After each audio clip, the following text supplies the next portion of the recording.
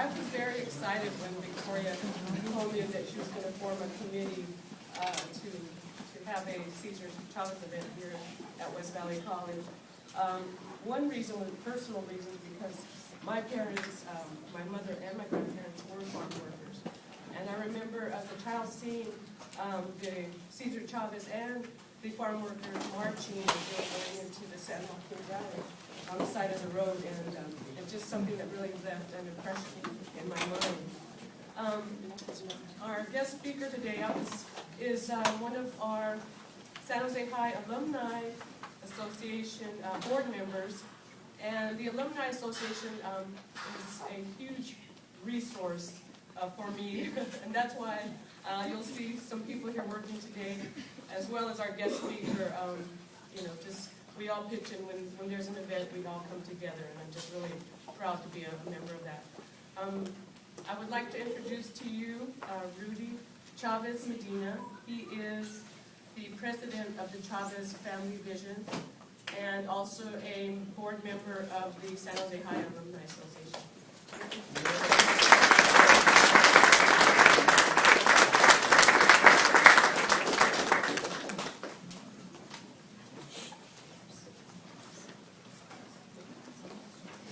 So good afternoon. Good afternoon.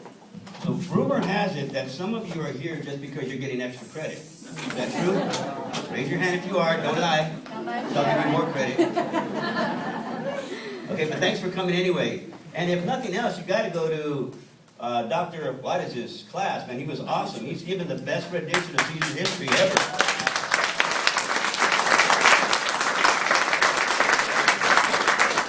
Matter of fact, you stole some of the things I was going to say, so thank you very much for having me. No, you did a tremendous job, Steve. You did a tremendous job. Thank you so much. Very proud. Very proud. So,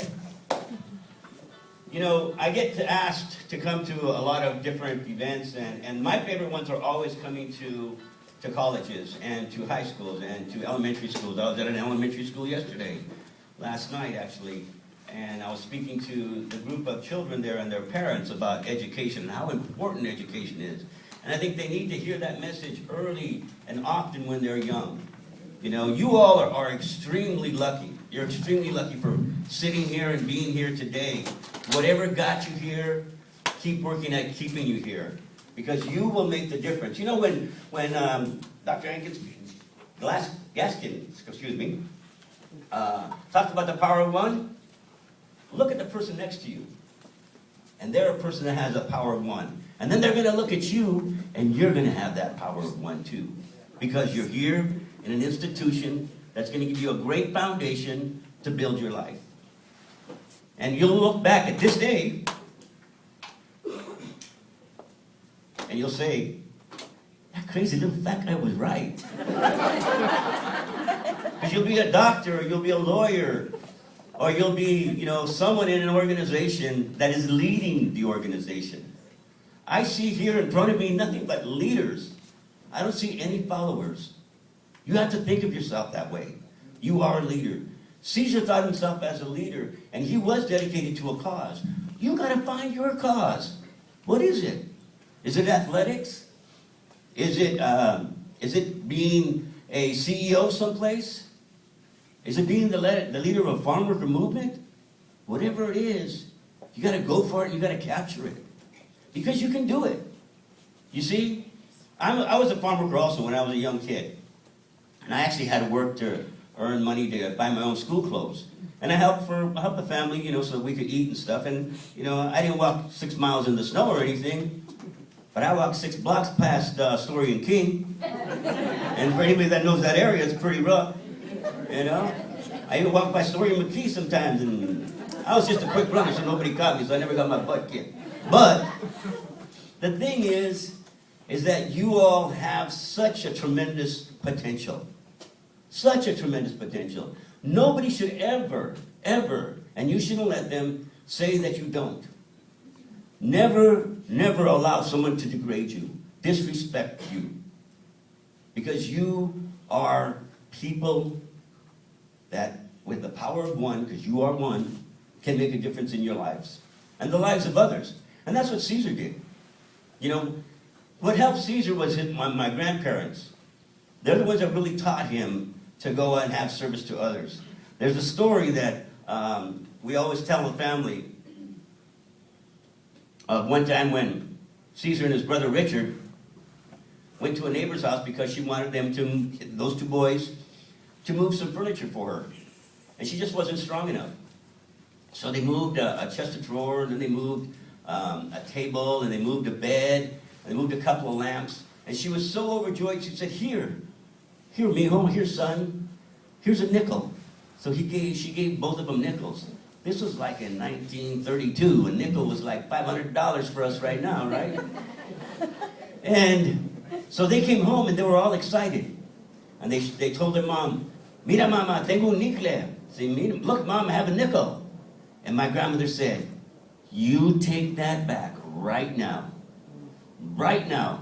You didn't do that for that woman, for our neighbor, because you wanted to get paid. You did that because you were giving her a service. Now go back. So Cesar looks and says, okay. My Uncle Richard says, oh, heck no. And he tried to put it in his pocket. My grandmother slapped his little hand and said, nope, you too, Ricardo, get over there. So they both walked back to the neighbor's house and said, here, thank you very much. It was our service to you. And that he learned that story. That was actually a true story.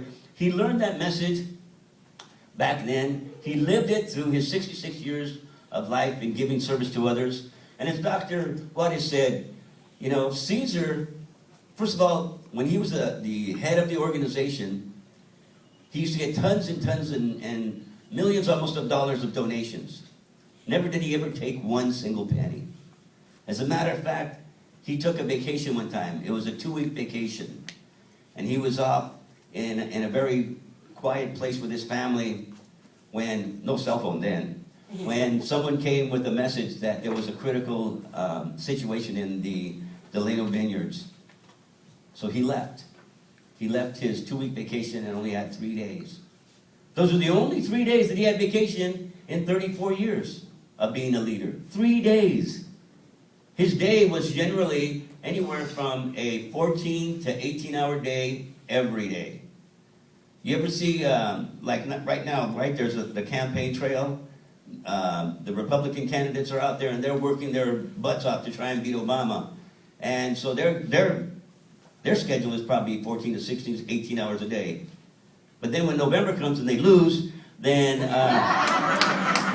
just kidding. When November comes, that schedule ends. So there's 6 or 7 months of drudging, painstaking, exhaustion ends. Imagine doing that for 34 years. And that's what Cesar did. That was because he was sacrificing for the cause, for the farm workers, for the social justice that he was portraying, and that he wanted to see come to a reality in the United States. 18-hour days. Now, you all might have some of those during midterms or finals, right? Sometimes you even go longer than that. Well, don't do that. Learn all the way through. Stay on top of it. The way you make change is a little bit at a time. He used to say poco poquito, little by little, one brick at a time.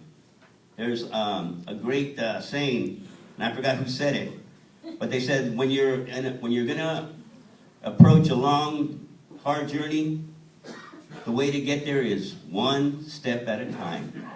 One step at a time.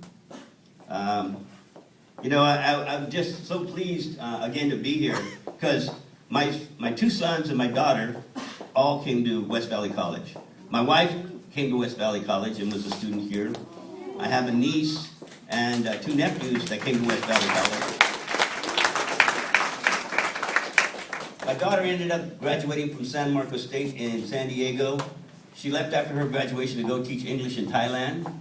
Then she went to go teach English in Ecuador. Then she was going to go teach English in Honduras, and I said, no, mija, you got to come back home. The Bank of Medina's closed. You can't afford to keep paying your bills.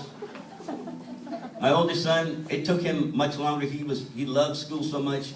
He stayed in school for like 7 years.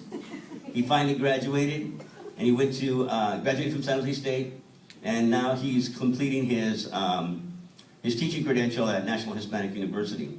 He has to